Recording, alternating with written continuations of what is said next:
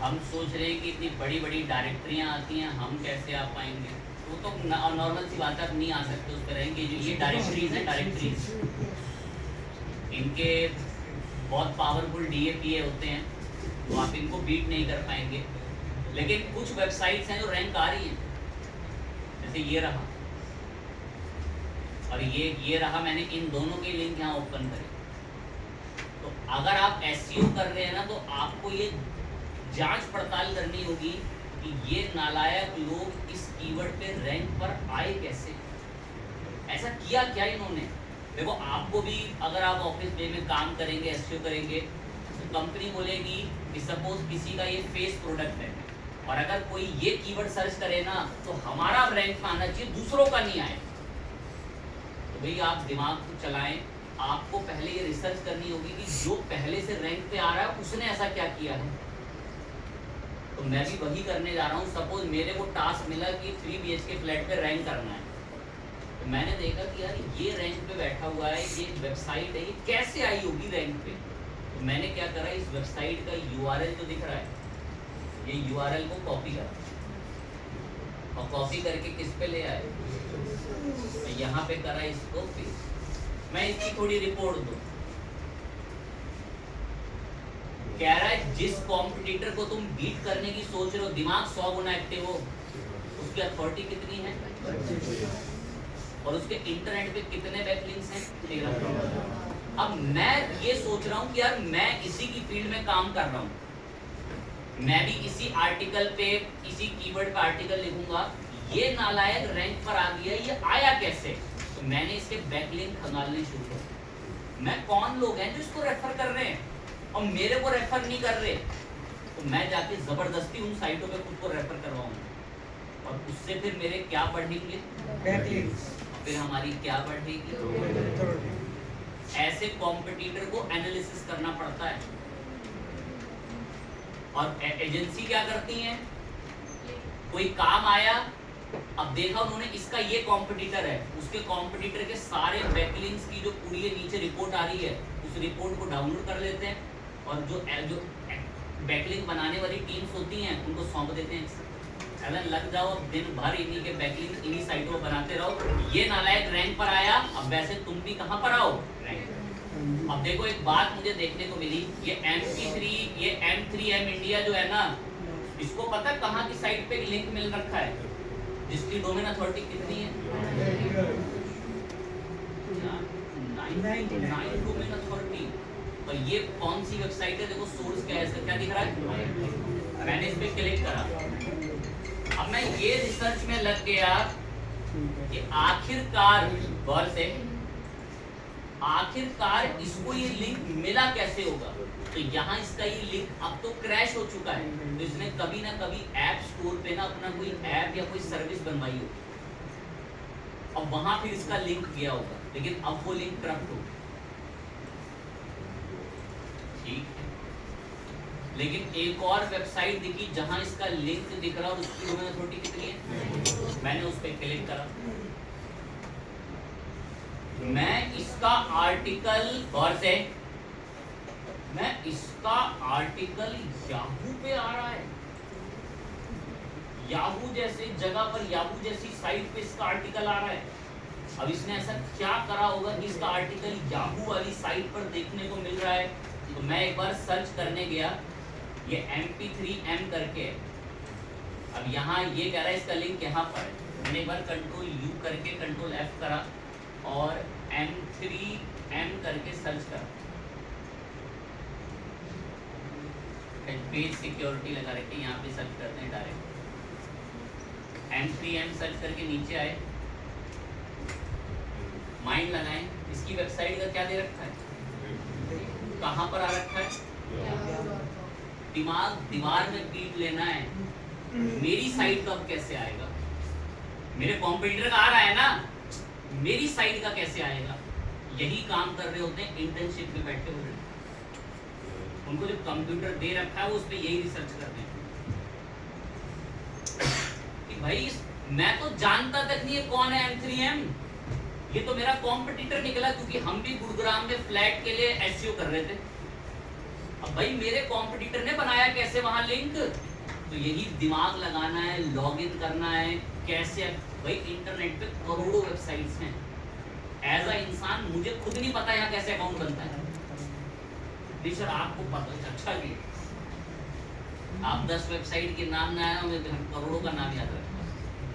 नामुमकिन सी बात है भाई, उसके 13,000 बैकलिंक्स हैं, 13,000 साइटों में कैसे अकाउंट बनता है, नामुमकिन है किसी को पता होना। ये तो जाके रिसर्च करनी पड़ेगी। रिसर्च कराई थी ना स्ट्रिंगली का ACS के। एक तो और दिखा देता हूँ ताकि कुछ का मजबूरी में ही दिमाग चले। अगर मेरी वेबसाइट का लिंक आ गया ना यहाँ पे, तो मेरी वेबसाइट का भी उठना बैठना उनके साथ हो जाएगा जिनकी डोमेन अथॉरिटी कितनी है 94।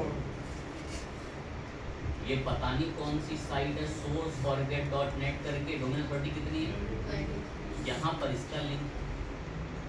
अब यहाँ इसने लिंक बनाया कैसे, क्या पेज, अब इसका वो फाउंड नहीं हो रहा, तो मेरा कैसे बनेगा यहाँ पे।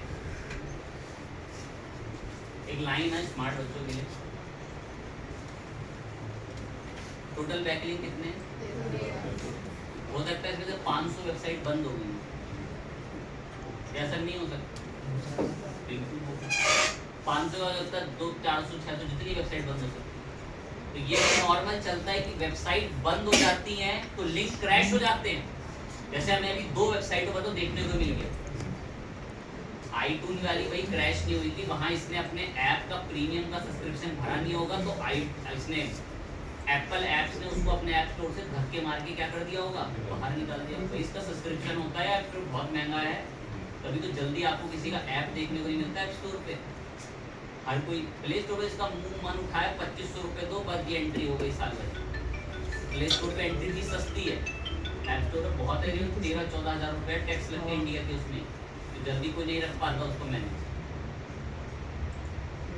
ठीक है, नीचे आए,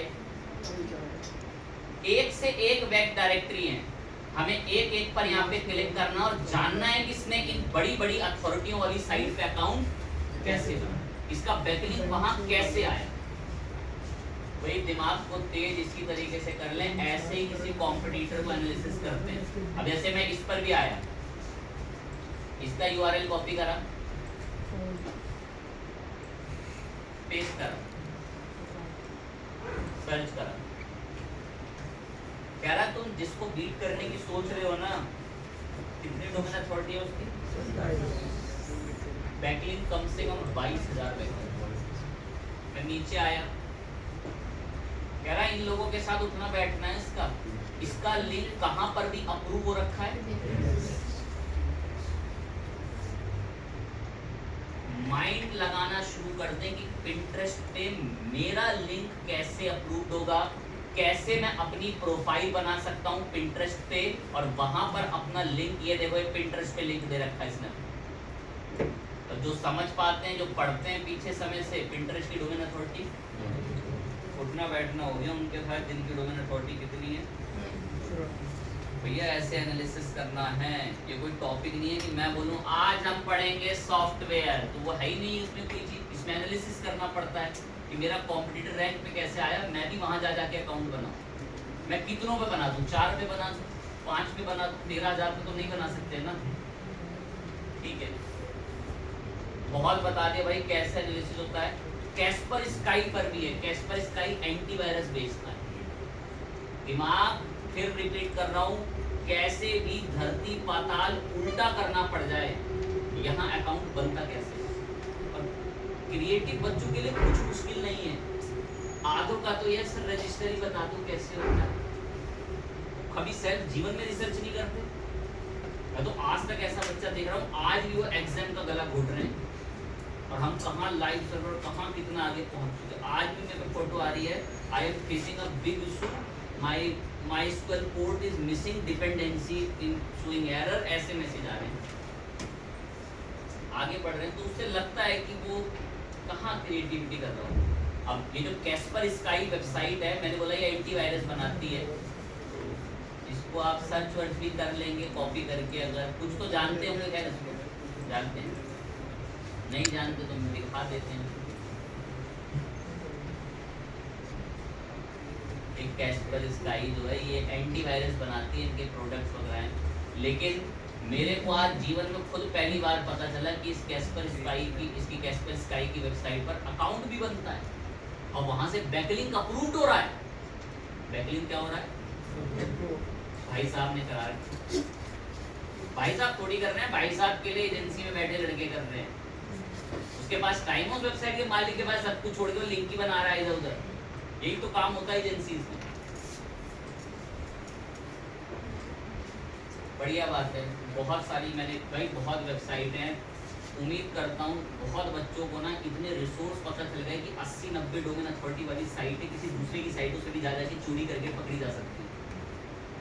एजेंसीज के पास होते हैं टूल, लगाया यहाँ पे फिल्टर हाई DAPA और सीधा क्या कर दी, और जो एक्सेल की फाइल आई दे दी अपने लड़कों को कि आज महीने भर का टास्क है, लगाते रहो बैकलिंक, शाम को रिपोर्ट देना, इतने पर प्रूफ करा लिया। मैं आपको बोनस के लिए कुछ साइट बता दूंगा जो मेरे को बहुत पसंद है और एक बड़ी जल्दी रैंक पर आती है। एक पर तो मैं मेहनत से अकाउंट बनाऊंगा। चलो आपके नीचे करवा दो। पहली वेबसाइट का नाम है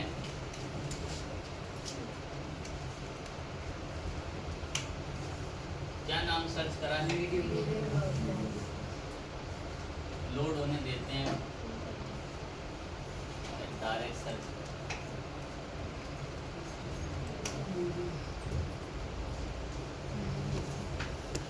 मेरा medium.com क्लिक करा।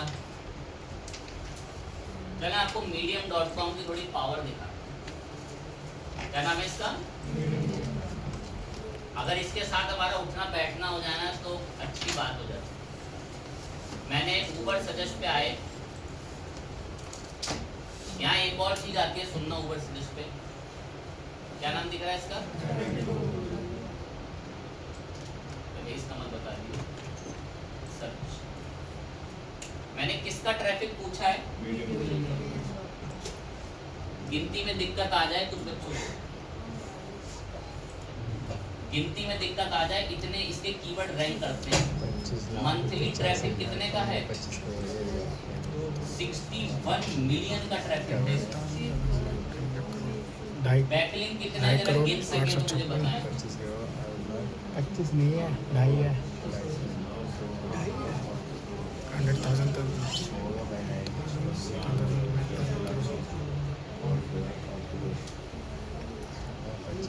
किंग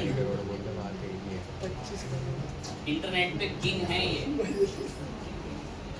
सर हमने तो जीवन में नाम नहीं सुना। बताता हूँ गौर से। डोमेन अथॉरिटी कितनी?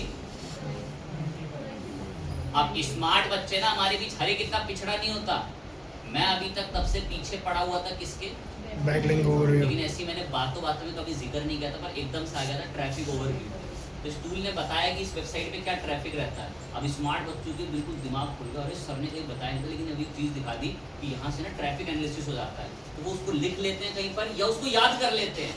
बाकी जिनको तो कोई सुबह का खाया हुआ याद नहीं है तो उनके लिए तो क्या ही बेइज्जती है, किसी काम का नहीं है। मैंने ना कभी इसका जिक्र नहीं किया था, लेकिन मेरे को याद है मैंने कुछ बैचों में कर दिया था, लेकिन आपके बैच में मुझे ध्यान नहीं था कि मैंने किया है नहीं किया, लेकिन मुझे पता चल गया मैंने नहीं किया। तो हम किसी वेबसाइट का क्या भी एनालिसिस कर सकते हैं। हमने कौन सी का करा? ये बहुत पावरफुल वेबसाइट है। सर कैसे पावरफुल हो गई? ये अमेरिकी वेबसाइट है। इसका काम है लोगों को अपने प्लेटफॉर्म पे बुलाना और उनके पास जो भी कोई ट्रिक्स हैं या कोई स्किल्स हैं उसके बारे में आर्टिकल लिखवा ले। ऐसे चलो मैं रियल एग्जांपल फील कराता हूँ। विंडोज कंप्यूटर में एक ग्लिच आया कि एक फोल्डर बना रहे हैं हम लोग, वो फोल्डर बन नहीं रहा। जैसे मैं फोल्डर न्यू करके फोल्डर बना रहे हैं, हम एक फोल्डर बना रहे हैं कौन नाम से, और ये फोल्डर बनता नहीं है। तो ये फोल्डर बनता क्यों नहीं है इसके बारे में पूरा आर्टिकल लिख देगा कोई इंसान एक प्लेटफॉर्म पे, जिस प्लेटफॉर्म का नाम क्या है। यही काम होता है मीडिया में। भाई अमेरिकी लोग बहुत पढ़े लिखे हैं, इतने बढ़िया सॉल्यूशंस बनाते हैं कि पूरी दुनिया में लोग उनके आर्टिकल पढ़ रहे हैं। बुरा ना माने कि भाई वो वाकई बहुत कैपेबल है।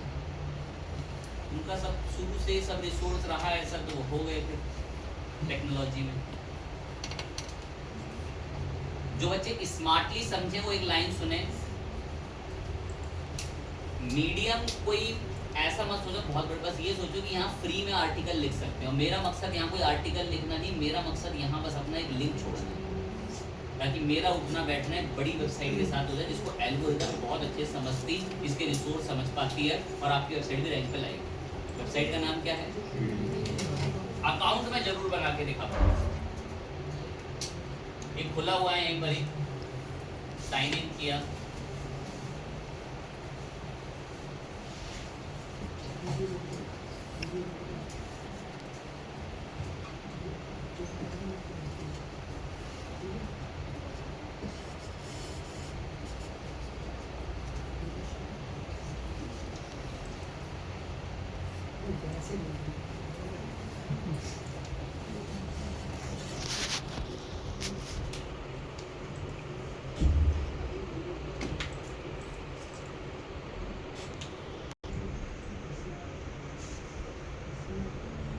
आप भी ऐसे आके अकाउंट बना लेना।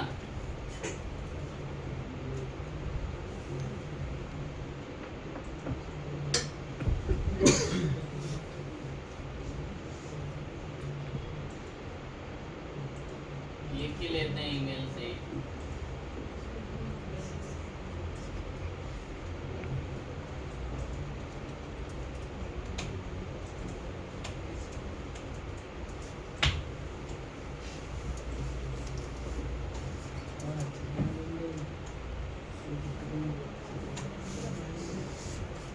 ठीक है, अकाउंट बना रहे हैं। कह रहा है आप मीडियम पर अगर कभी कोई आर्टिकल पढ़ोगे तो किस में इंटरेस्ट होगा? मैं टेक्नोलॉजी में होगा, प्रोग्रामिंग में होगा। एक टॉपिक और ऐड कर लिया, सर्वे ले लिया उसने। कह रहा हमारा प्रीमियम मंथली प्लान वगैरह भी ले सकते हैं, मैं अभी फ्री वाला करो। बन गया अकाउंट। कुछ नहीं पता मुझे यहाँ क्या करना है, बस मुझे एक चीज़ दिखी यहाँ पर कि हम कुछ क्या कर सकते हैं, और उसी लिखने के बीच में आपको पता ही है क्या होगा। हम अपना लिंक छोड़ेंगे यहाँ पे वेबसाइट, बताते हैं गौर से। कोई आर्टिकल खोला, फोटो वोटो सब डालो, बढ़िया से लिखो आर्टिकल, एकदम बढ़िया सा। प्लस प्लस पे क्लिक करो, इमेज में सब आती है। मैं इमेज में टाइम वेस्ट बिल्कुल नहीं चाहते। थोड़ा आर्टिकल के कंटेंट को मंगाया या पेस्ट करा, बस कुछ नहीं। हमारा एक ही चीज़ का मकसद है, यहाँ पर कहीं कोई मैसेज लिखा हो, आपका कीवर्ड, सपोज आपको कोई मेन कीवर्ड है ना, तो जरूर है कि वो लिखा हो, और बस उसको सेलेक्ट करके आपने उसमें क्या दे रखा हो, और यहाँ हमने लिंक बता दिया।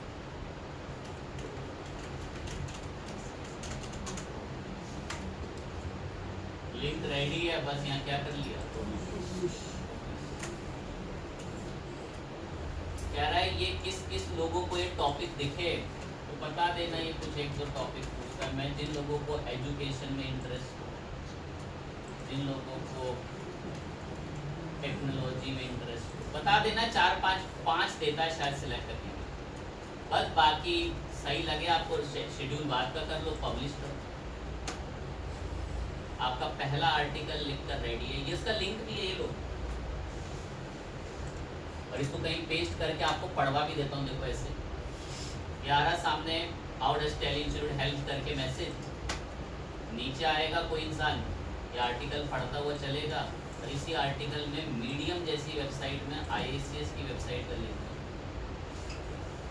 और आप देख ही रहे हैं कितना पावर। अब मैंने ऐसा क्यों बोला कि ये बड़ा पावरफुल है? देखो मैं आपको एक बात फील कराता हूँ, इसको ना बहुत रेयर बच्चा हमारे बीच समझ, और ये बहुत डीप एक्सपीरियंस से ये बातें सीखी, पढ़ी, फील करी गई।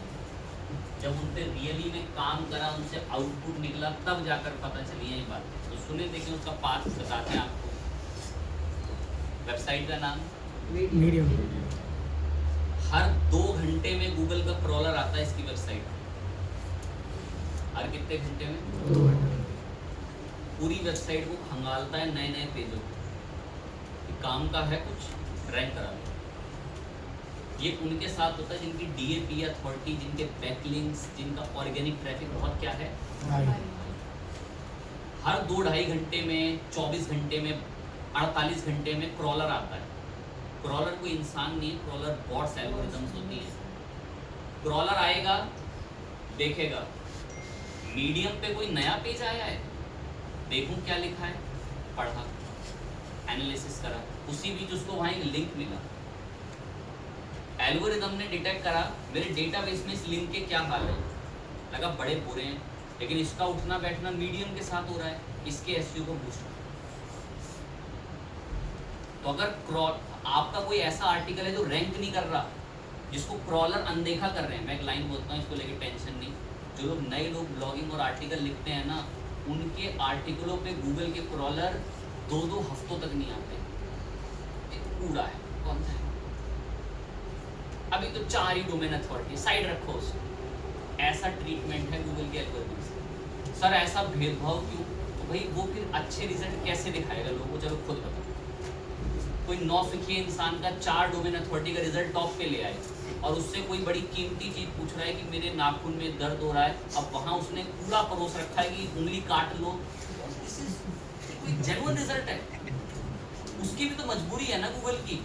नहीं सर वो हमारे चक्कर में अपनी इज्जत पे कूड़ा करा ले, लेकिन वो परोसे उसको जैसा मैं पूरा परोस रहा हूँ। दैट्स व्हाई भाई उसने सारे रिसोर्स कर रखे हैं, उसको अपना सर्च इंजन थोड़ी पीछे करना है, उस रेस में वो पीछे हो जाए। दैट्स व्हाई आपको एक कॉन्सेप्ट बस समझना है कि अगर आपकी कोई पोस्ट रैंक नहीं आ रही तो आप उसको ऐसे प्लेटफॉर्मों में जहां आर्टिकल पब्लिश, ये आर्टिकल को एल्गोरिथम की मजबूरी है 2 घंटे में, 4 घंटे में, 28 घंटे में स्कैन करना ही करना है।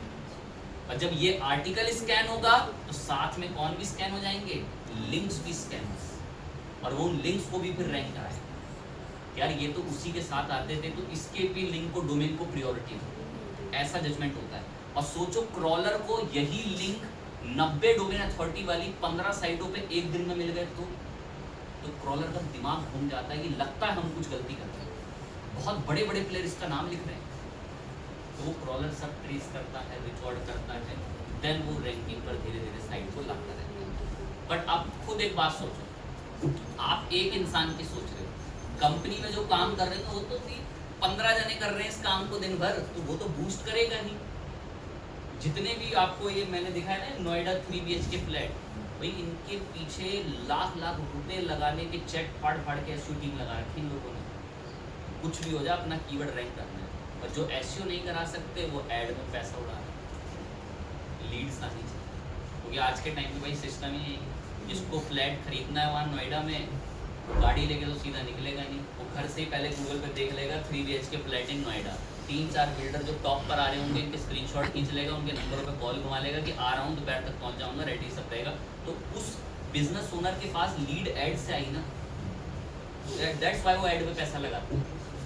और ऑर्गेनिक एसईओ करने वाले भी भाई करते हैं अपना ऑर्गेनिक एसईओ, अपना ब्रांड जो बना रहे हैं ऑर्गेनिक एसईओ पे भी काम कर रहे हैं कि भाई चलता रहेगा एसईओ, धीरे धीरे ब्रांड भी बन जाएगा। और जिनको बड़ी फ्रीक्वेंट सेल चाहिए वो पैसे उड़ा रहे हैं और लीड्स ला रहे हैं। अब वो ऐड दिन भर चलता होगा उसका, वो जो स्पॉन्सर्ड वाला है, दिन भर में 16 लोगों ने सर्च करा दिल्ली से, तो 16 में से 10 लोगों ने कॉल घुमाई वहाँ पे उसके वेबसाइट पे जाके, 10 में से 2 कन्वर्ट हो गए, तो करोड़ों रुपए के फ्लैट हैं, वो सारा जो दिन भर 100 रुपए क्लिक मोड़ आए तो सब वसूल हो गया। तो वो उनको बेनिफिट भी तो दे रही है वो मार्केटिंग, उससे उनको सही रिसोर्स मिल रहे हैं। बाकी जो बोर्डिंग वाली मार्केट है वो भी ठीक है, वो कोई बुरी नहीं है, उससे लोगों को आपके ब्रांड का नाम याद होता है। एज ए एग्जाम्पल जैसे एक पान मसाला ब्रांड है सिग्नेचर, उसके होल्डिंग्स आपको बड़े बड़े हाईवेज पर मिलेंगे हमेशा। है वो तो एक गलत आदत है, लोग खरीद ही रहे हैं उसको, और बाकी वो अपनी एक ब्रांड वैल्यू चमका रहा है, अपने होल्डिंग दिखा ताकि लोगों को मजबूरी में उसका क्या भी याद हो जाए, नाम भी याद हो।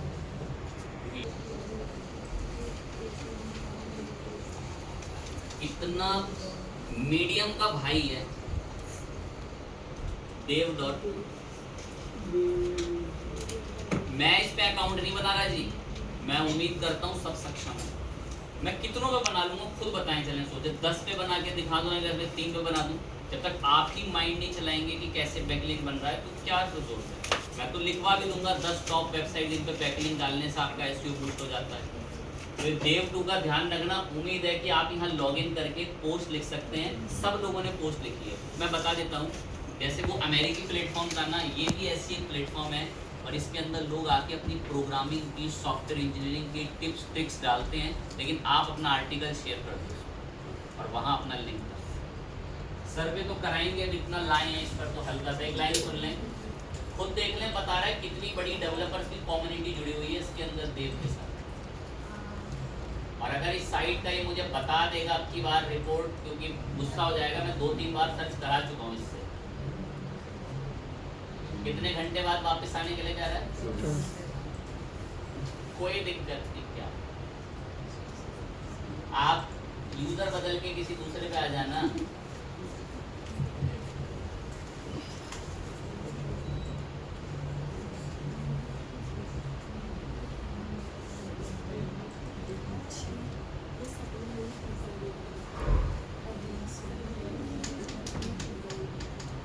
गौर लगाएं।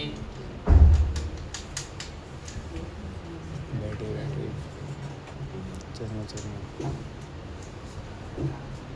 चश्मे बढ़िया भी कुछ नहीं। चलें, अकाउंट डिटेक्ट हो गया।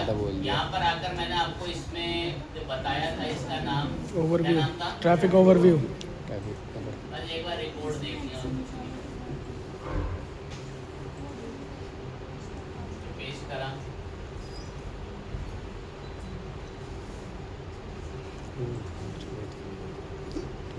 कितना ट्रैफिक है? 2.3 मिलियन, 2 करोड़, 14 लाख। 2 मिनट रोटी कितनी? 20 लाख। बहुत तेज एसईओ होता है इस पे भी, अगर पेश करो आर्टिकल। अगला है, सिर्फ लास्ट एक ही बताएंगे, किस नाम से? अगला है आपका कोरा पे ना लोग आंसर्स देते हैं। क्या देते हैं? जैसे मैंने एक चीज पूछी, देखना ध्यान से।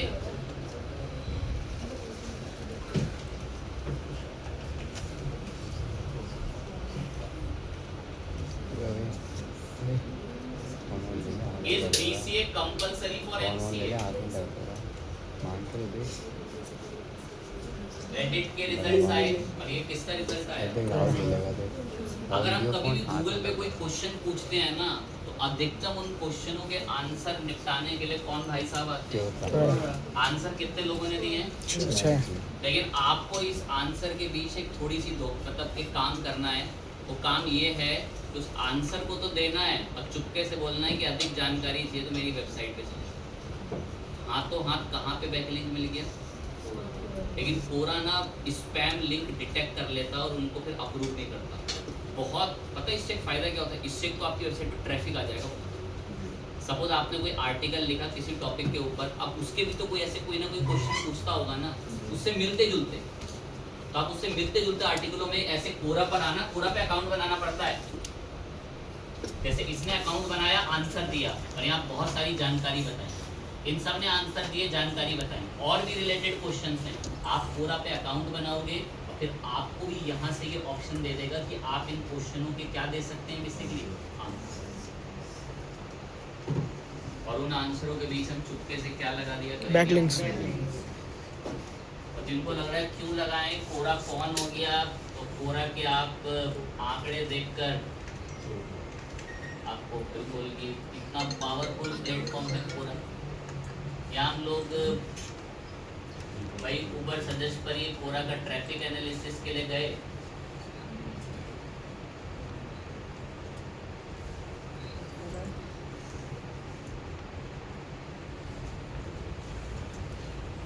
पेश करा कोरा का यहाँ पर